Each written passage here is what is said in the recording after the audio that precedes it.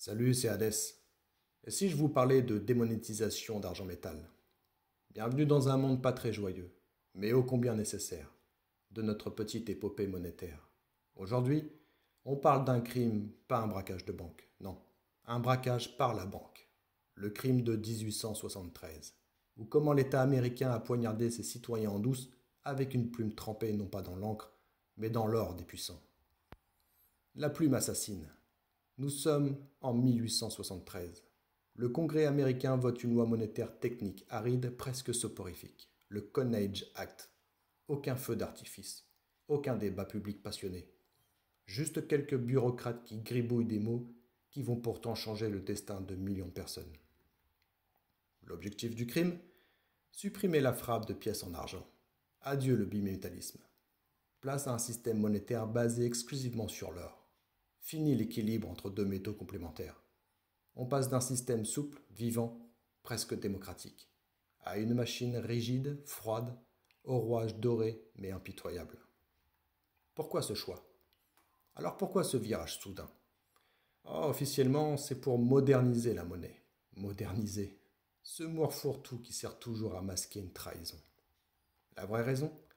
L'élite financière voulait un système qu'elle pouvait verrouiller. L'or, c'est parfait.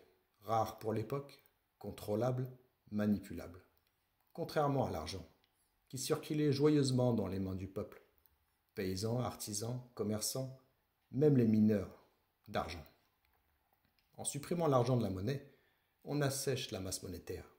Et quand il y a moins de monnaie, les prix baissent, les salaires stagnent, les dettes deviennent plus lourdes. Et les banques, elles, engrangent. Car chaque dollar vaut plus. Sauf qu'il y en a moins. Le serpent déflationniste commence à se mordre la queue. Une trahison sociale. Et là, c'est la claque. Une claque froide, brutale, qui frappe le cœur battant du pays. Les fermiers voient du prix du blé, du maïs, du coton s'effondrer. Leur revenu part en fumée, pendant que leurs dettes, elles, restent aussi solides qu'un coffre-fort. Les mineurs d'argent, notamment dans le Nevada, se retrouvent sur la paille. Leur métal n'a plus d'utilité. Ils creusent des trous pour extraire un métal devenu inutile. Tragique ironie.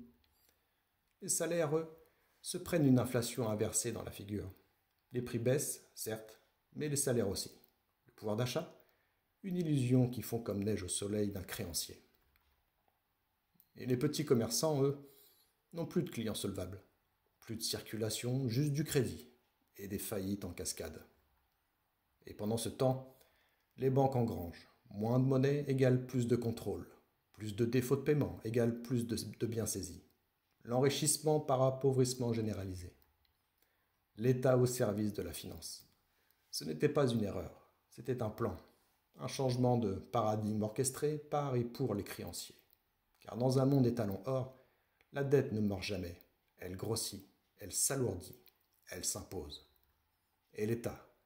Il regarde, il cautionne, il signe même de la main droite pendant qu'il distrait le peuple de la main gauche avec quelques discours sur l'ordre et la modernité.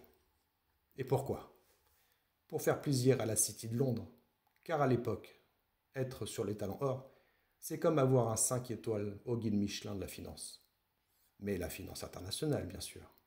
Ça rassure les investisseurs, ça attire les capitaux, et tant pis si ça tue des familles entières dans les plaines du Kansas.